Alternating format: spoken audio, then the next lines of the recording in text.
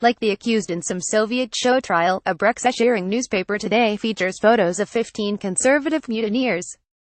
Their crime? They have dared to express doubts about the wisdom of Theresa May's last-minute decision to enshrine into law the precise moment when Britain will leave the EU, March 29, 2019, 11 p.m. UK time or midnight Brussels time, a subtle reminder of who's really in charge of this process. If the intention was to show us mugshots of 15 broken, crushed dissidents, the effect has been the opposite, with several ex-ministers, 4 select committee chairs and even 2 members of the new Tory intake. It is a reminder of the quality and growing strength of those conservatives who question the government's handling of Brexit.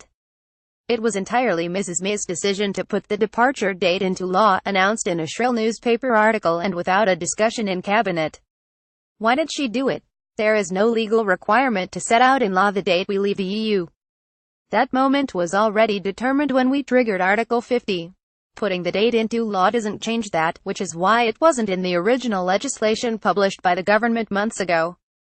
Tory rebels warn Theresa May not to enshrine Brexit date in law, nor does this maneuver strengthen our negotiating hand. The EU has already demonstrated a thorough understanding of the implications of Article 50, a little too thorough for the UK's comfort, and won't be impressed.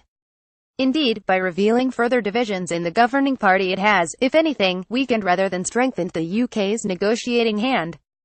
So, since it serves no legal purpose, and doesn't help with the negotiations, why is Mrs May trying to amend her own law? She wanted to pick a fight with her own party.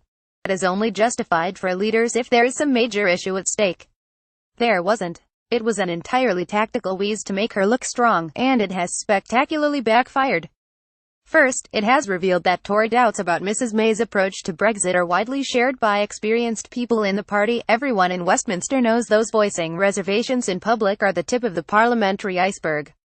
Some senior Brexit-supporting MPs are among those in despair about this latest gimmick. Second, it has revealed the PM's flawed instincts.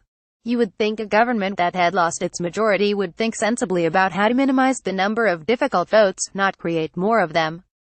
You would also think that a PM who has lost her authority would be seeking to unify her party, not advocate deliberate division.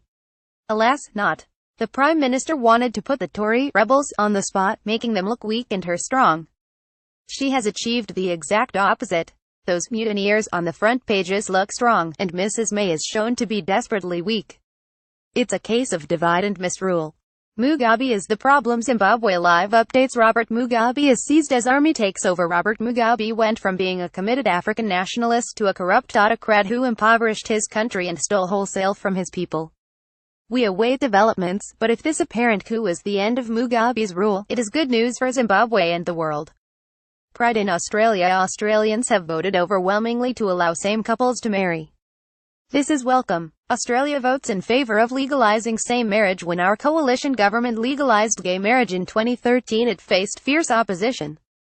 Now it is seen as a crowning achievement. As Australia's PM says, his countrymen voted yes for fairness, yes for commitment, yes for love. We say yes to all three.